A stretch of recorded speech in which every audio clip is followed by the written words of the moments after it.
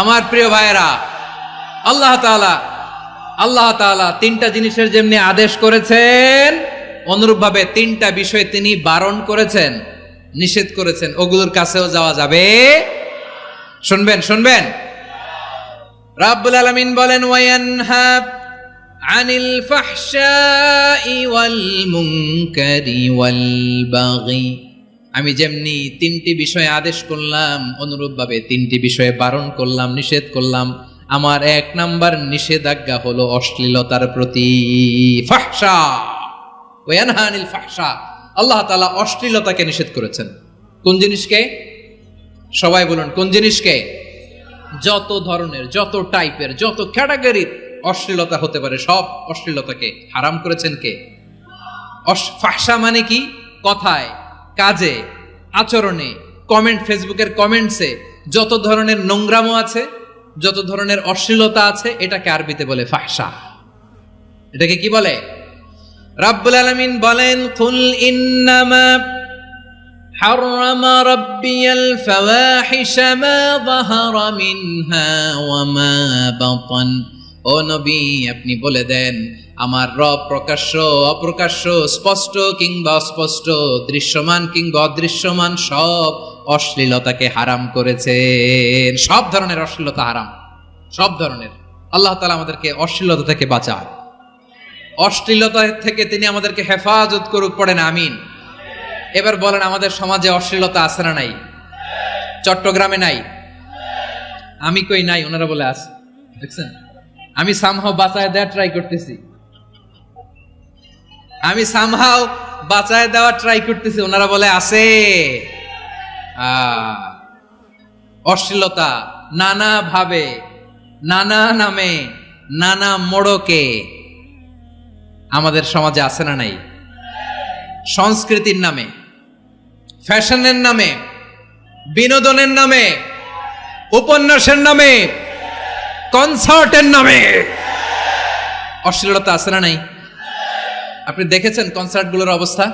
এই যে আতিফ আসলাম যে আসছে আমাদের দেশে, তারপর কে আসছে, আমাদের তরুণ তরুণীরা, আমাদের যুবক যুবতীরা, আমাদের জেনজিরা, কি অবস্থা ওইখানে?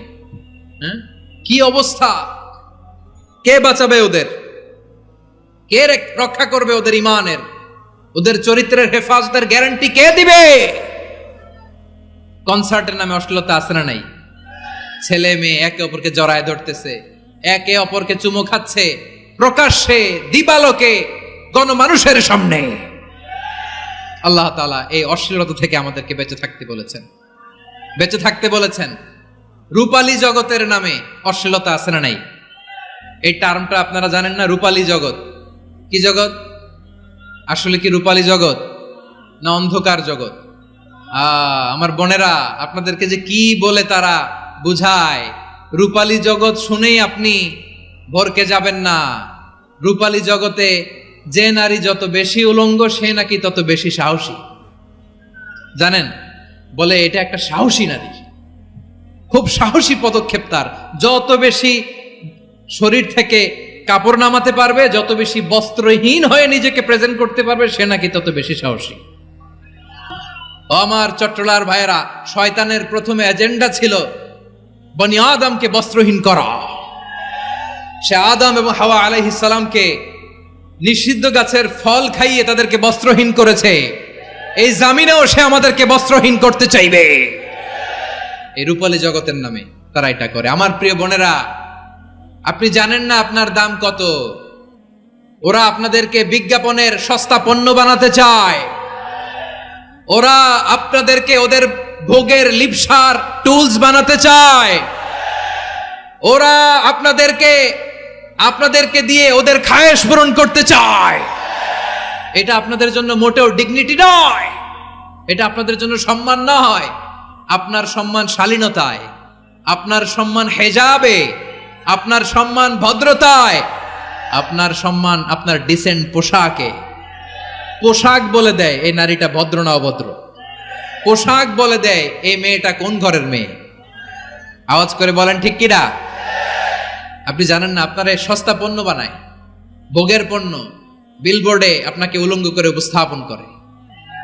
এই অশ্লীলতার সাথে ইসলামের কোনো সম্পর্ক। এজন্য আল্লাহ বলেন, আমি অশ্লীলতাকে হারাম করেছি।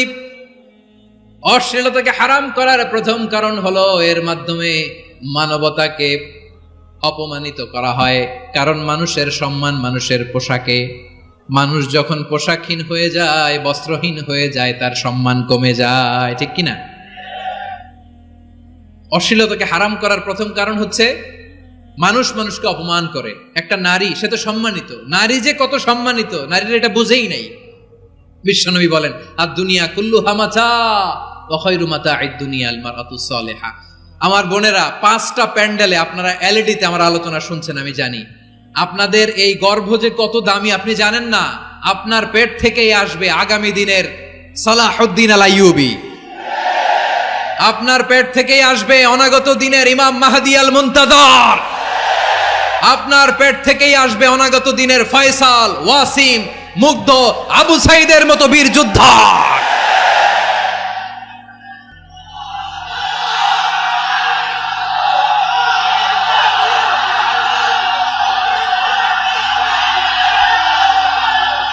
আমার প্রিয় বোনেরা, আমার প্রিয় বোনেরা, বিশ্বনবীর কথার ওজন খেয়াল করেন। আদ দুনিয়া কুল্লুহা মাতা ওয়া খায়রু মাতা'আদ দুনিয়া আল মারআতুস সালিহা।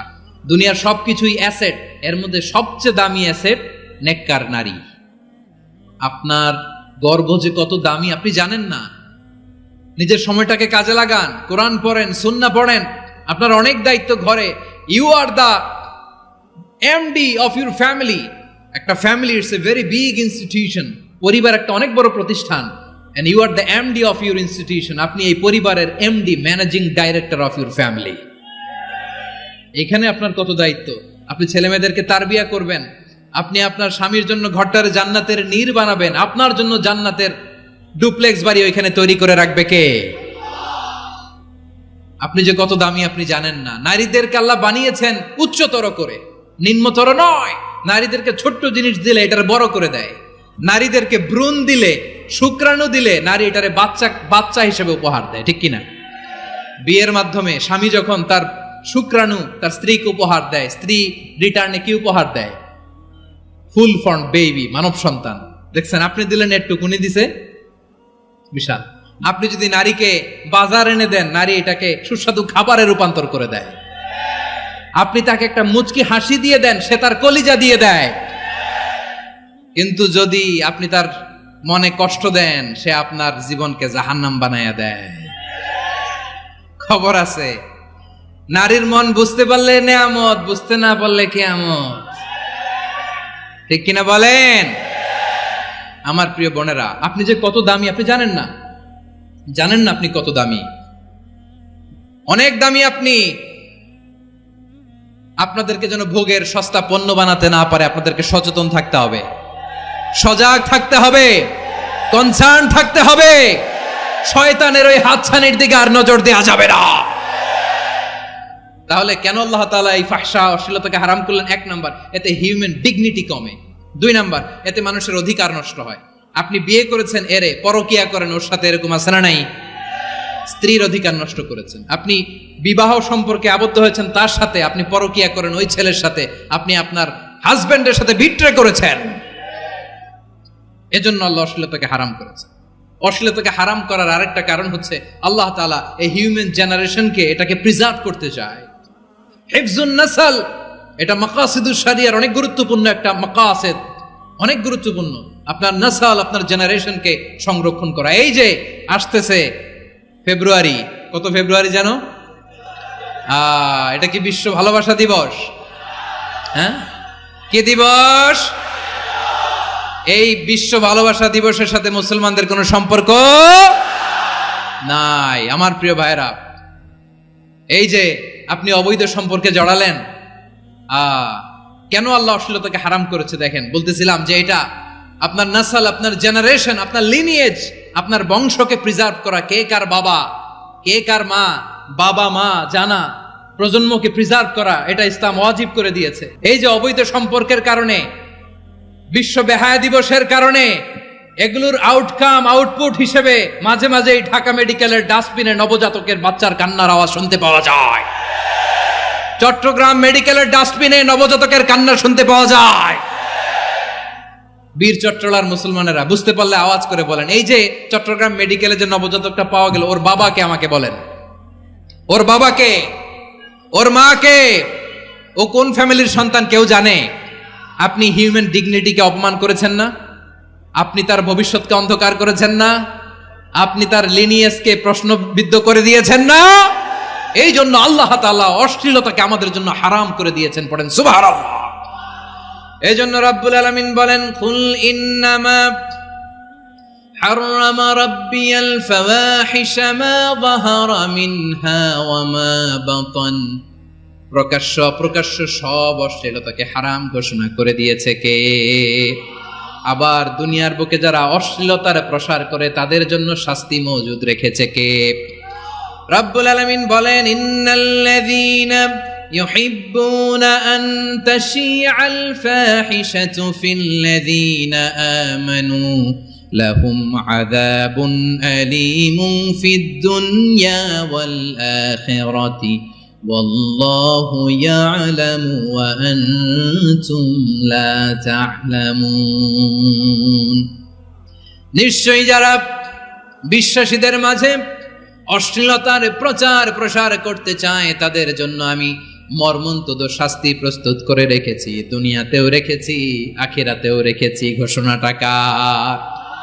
যারাই নাটকের নামে, সিনেমার নামে, রূপালী জগতের নামে, মুভির নামে, ওটিটি প্ল্যাটফর্মের নামে আমার সমাজে অশ্লীলতা ছড়াতে চায় তাদের জন্য কঠিন মর্মন্তুদ শাস্তি মজুদ রেখে দিয়েছে কে?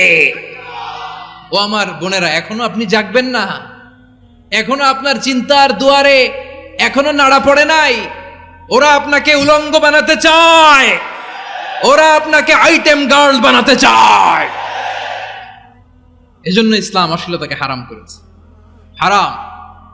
ইসলাম বলেছে যোজন যোজন দূরে থাকো, ওরা বলে না কাছে আসো, কাছে আসার গল্প, ক্লোজ আপ ওয়ান, কাছে আসার গল্প আছে না নাই? চট্টগ্রামে তো এগুলো নাই মাশাআল্লাহ। হ্যাঁ, এখানেও আছে ক্লোজ আপ ওয়ান, কাছে আসার গল্প। আল্লাহ বলেন ওয়ালা তাকরাবুজ জিনা, কাছেও এসো না, জিনা থেকে যোজন যোজন কিলো দূরে থাকো, ওরা বলে কাছে আসার গল্প। আমার বীর চট্টলার ভাইয়েরা, কাছে আসতে হলে আমরা কোরআনের কাছে আসব, কাছে আসতে হলে নবীর কাছে আসব, কাছে আসার গল্প হবে আমার রবের কাছে আসার গল্প। চিল্লায় বলো ঠিক কিনা? আওয়াজ করে বলুন, অশ্লীলতার সাথে আমাদের কোনো সম্পর্ক? আমরা এই সমস্ত ক্লোজ আপ ওয়ান, কাছে আসার গল্পের প্রোগ্রামে যাব? আমরা কোন ধরনের অশ্লীল কন্টেন্ট সোশ্যাল মিডিয়ায়, টিভিতে দেখব? কি যুগ যে আমরা কাটাচ্ছি আপনি কল্পনা করতে পারবেন না। নারী পুরুষের বস্ত্রহীন যুগল দৃশ্য, এটাকে দিয়ে ওরা কোটি ডলারের ইন্ডাস্ট্রি বানিয়েছে। পুরো মানব ইতিহাসে এরকম জঘন্য সময় মানব ইতিহাস পার করে নাই। শরীফ থেকে শরীফা শুনছেন আপনারা? দেখতে পুরুষ, আসলেই পুরুষ, সুস্থ একজন পুরুষ, 4 সন্তানের বাবা, বলে আমি মনে মনে নারী। দেখতে নারী, সুস্থ নারী, আসলেই সে দিব্যি একজন নারী, বলে আমি মনে মনে পুরুষ। সুস্থ পুরুষ তার বায়োলজিক্যাল গ্রোথকে হরমোন দিয়ে স্টপ করে দিয়ে সে সার্জারি করে নারী হতে চায়। সুস্থ নারী পুরুষ হতে চায়। পুরুষ পুরুষের প্রতি সেক্সুয়ালি আকর্ষণ বোধ করে। এটা লূত আলাইহিস সালামের কওমের মধ্যে ছিল। এটাকেও আল্লাহ কোরআনে ফাহিশা বলেছেন। ওয়ালুতান ইয ক্বালা লিকওমিহি আতাতুনাল ফাহিশাতা মা সাবাকাকুম বিহা মিন আহাদিম মিনাল আলামিন। লূত আলাইহিস সালাম বললেন, তোমরা কি এমন এক অশ্লীল কার্যক্রমে ডুব দিলে নাকি যেটা গোটা বিশ্বের কেউ কখনো করে নাই, তোমরাই প্রথম করেছো। পড়েন নাউযুবিল্লাহ। এই পশ্চিমের এই রোগ আমার দেশে যেন আসতে না পারে, আমাদের সজাগ থাকতে হবে। প্রিয় ভাইরা, চিল্লায় বলেন ঠিক কিনা? পশ্চিমের অবস্থা ভয়ঙ্কর। পাশ্চাত্যে আমি যুক্তরাষ্ট্রে ছিলাম অনেকদিন, কয়েক মাস, বিভিন্ন স্টেটে ঘুরেছি।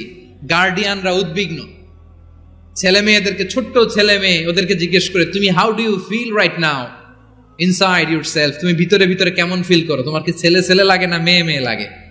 আচ্ছা বলেন, এই ছোট্ট বাচ্চাটাও কি এগুলো জেন্ডার অ্যাসাইনমেন্ট বলতে এগুলো কিছু বুঝে? এইভাবে মিসগাইড করা হচ্ছে। কৌতূহল বশত ছোট্ট ছেলে যদি বলে আমার তো মেয়ে মেয়ে লাগে, তখন বলে যে না তুমি মেয়ে, ছেলে না। মা বাবা বাধা দিলে ওকে আলাদা গভর্নমেন্ট হাউসে নিয়ে যায়। ভয়ঙ্করতম অবস্থা। আমরা একটা সময়ে শুনতাম যে হুজুর আমার ছেলেটা খুব ভালো, হাফেজে কোরআন, আল্লাহওয়ালা।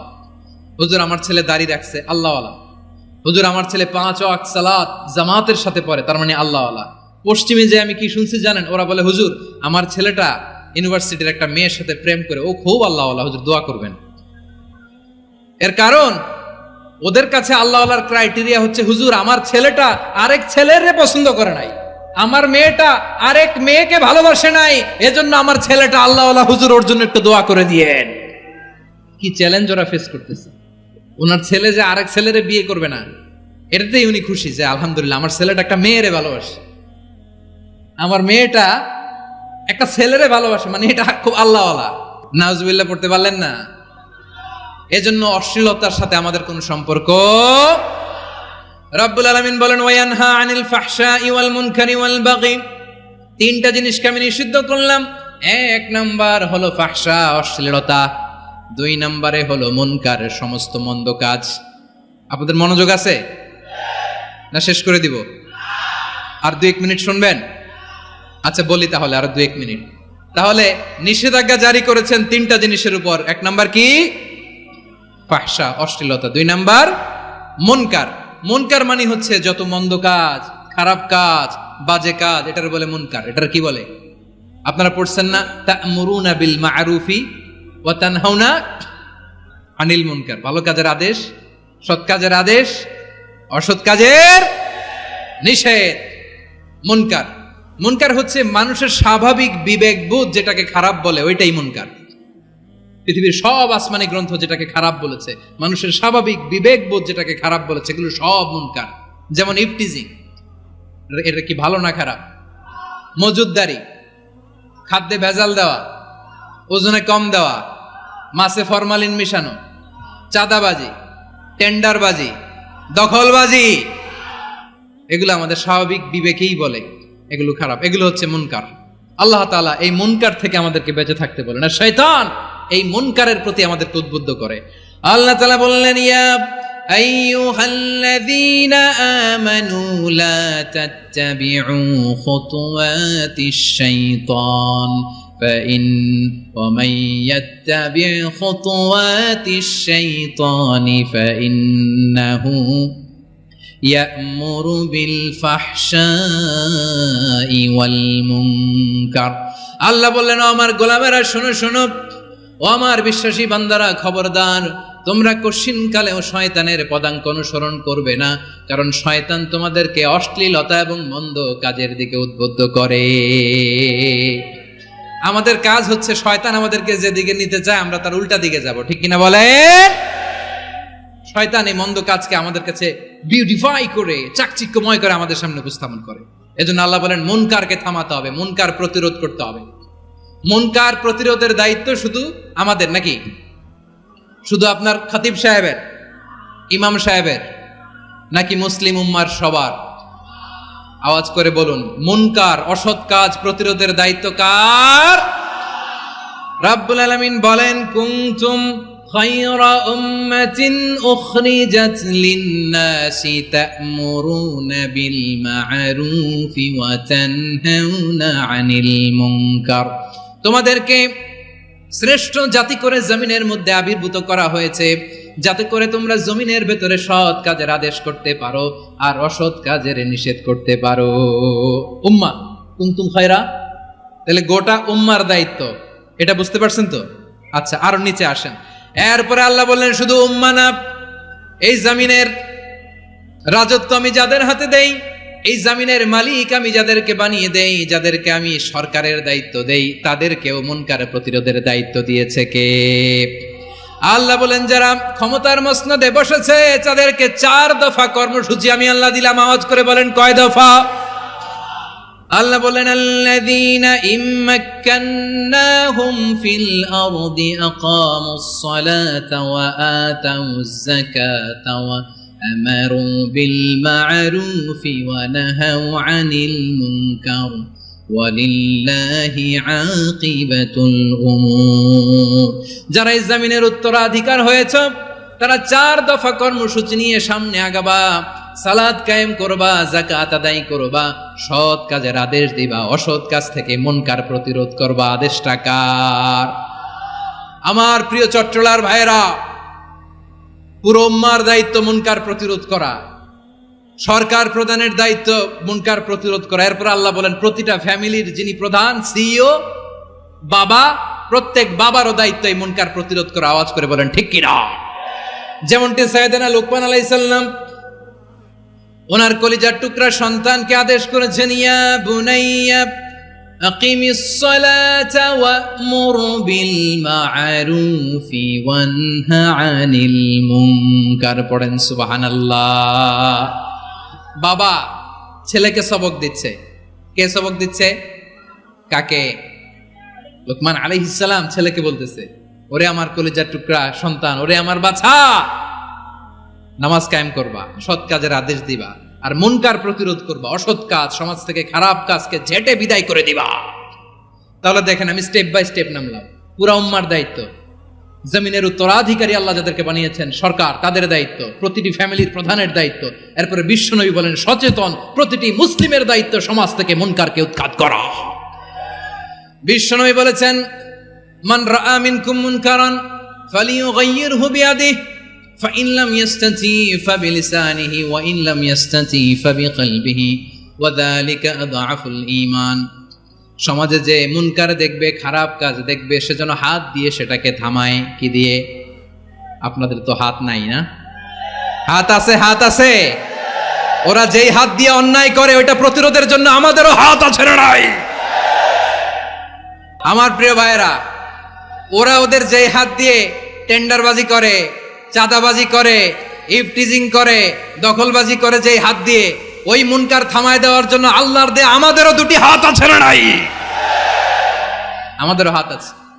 থামাইতে হবে, থামাইতে হবে, হিম্মত করতে হবে। আমার প্রিয় ভাইরা, না থামালে আমরাই ডুববো শেষমেশ। আমাদের বাঁচার জন্য হইলেও থামাইতে হবে। রব্বুল আলামিন বলেন, ওয়াত্তাকু ফিতনাতাল লা তুসিবান্নাল্লাযীনা যালামু মিনকুম খাসসা।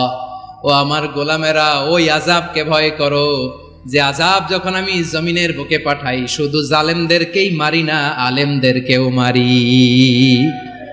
আযাব যখন আসে তখন শুধু জালিমই মরে না, আলেমও মরে। জানেন, মুসা আলাইহিস সালামের পায়ে একবার একটা লাল পোকা কামড় দিয়েছে, লাল পিঁপড়া। লাল পিঁপড়া কামড় দিলে খুব আরাম লাগে না? কি লাগে? হ্যাঁ, জলে না? লাল একটা পিঁপড়া কামড় দিছে, তো উনি রেগে মেগে পাশি দেখে লাল পিঁপড়ার বাসা, পা দিয়ে ডলে মুছে সবগুলো পিঁপড়া মেরে ফেলছে। এই ঘটনাটা আল্লাহ ঘটিয়েছেন এজন্য মুসা আলাইহিস সালাম ছিলেন কালিমুল্লাহ, সরাসরি আল্লাহর সাথে কথা বলতেন। তিনি আল্লাহকে জিজ্ঞেস করেছিলেন, আল্লাহ তুমি যখন কোনো জনপদে আযাব পাঠাও, শাস্তি দাও, ওখানকার শুধু জালেমরাই তো মরে না, ভালো মানুষগুলাও মরে, তো আযাব দিবা মুশরিকদের উপর দিবা, অবাধ্যদের উপর দিবা, ভালো মানুষগুলারে মারো কেন? আল্লাহ বললেন, মুসা তোমার যে কামড় দিছিল পায়ের মধ্যে পিঁপড়া, কয়টা পিঁপড়া? জোরে বলেন। একটা পিঁপড়া, তো সবগুলারে মারলা কেন? রেগে মেগে পুরো পিঁপড়ার বাসা ভেঙে মেসাকার করলা কেন? এই মুসা, আমি যখন অ্যাকশনে যাই, আমি যখন শাস্তি দেই, তখন এত বাস বিচার করা হয় না, বাস বিচার করা যায় না। যখন অ্যাকশনে যাওয়া হয় ওইটা ডাইরেক্ট অ্যাকশন হয়ে যায়। চিল্লায় বলো ঠিক কি না?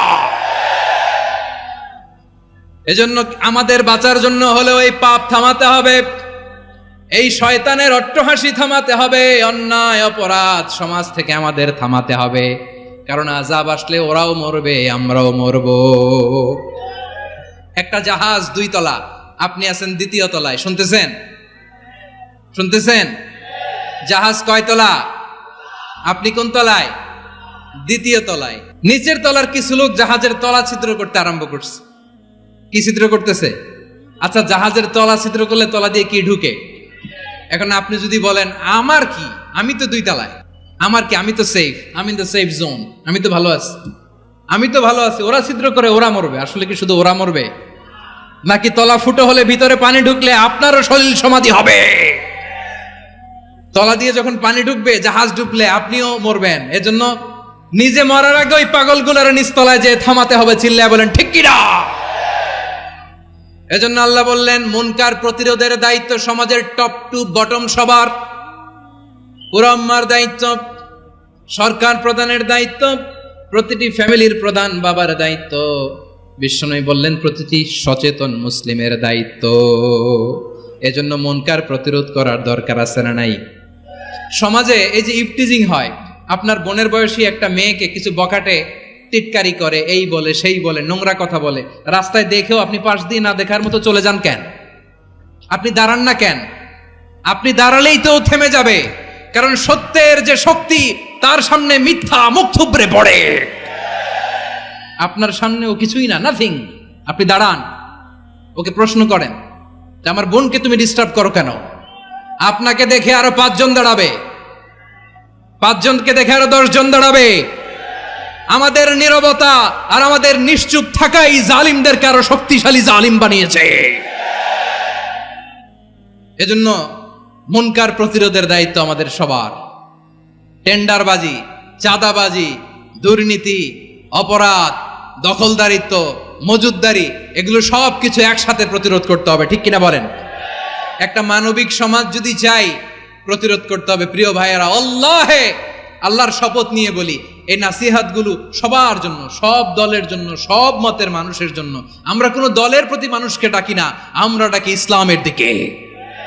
সব দলের, সব মতের, সব মানুষদেরকে আমরা আহ্বান জানাই, আসুন আমরা একটা সুন্দর সমাজ বিনির্মাণ করি। এই যে নতুন বাংলাদেশের এক সুযোগ এসেছে, আর জীবনে হয়তো আসবে না, সামনের 100 বছর এই সময় আসবে না। আসুন দেশটাকে আমরা সাজাই, আসুন আমরা দুর্নীতি বন্ধ করি, আসুন আমরা চাঁদাবাজি বন্ধ করি, আসুন আমরা দখলদারিত্ব বন্ধ করি, আসুন আমরা এক দল আরেক দলকে নিশ্চিহ্ন করার যে রাজনীতি, এটা বন্ধ করি। সব দলের প্রতি আমার আহ্বান, যে কোনো দলে এই প্র্যাকটিসটা থাকার দরকার আছে না নাই? চাঁদাবাজদের সাথে আপনারা নিজেদেরকে মুক্ত ঘোষণা করবেন যে এরা আমার দলের কর্মী হতে পারে না। আমরা চাঁদাবাজ মুক্ত বাংলাদেশ চাই, জুলুম মুক্ত বাংলাদেশ চাই, ফ্যাসিজম মুক্ত বাংলাদেশ চাই, গুণ খুন খারাপি মুক্ত বাংলাদেশ চাই। আমরা নতুন ভোরের বাংলাদেশ চাই। ওই বাংলাদেশ পাওয়ার জন্য মুনকার প্রতিরোধে, অন্যায় প্রতিরোধে যদি বাঘের বাচ্চার মতো, আবু সাইদের মতো 2 হাত উঁচু করে, বুককে টান টান করে প্রসারিত করে দাঁড়াতে হয়, রাজি আছো মুসলমান? কারা কারা রাজি? আল্লাহকে হাত দেখিয়ে প্রতিজ্ঞা করো।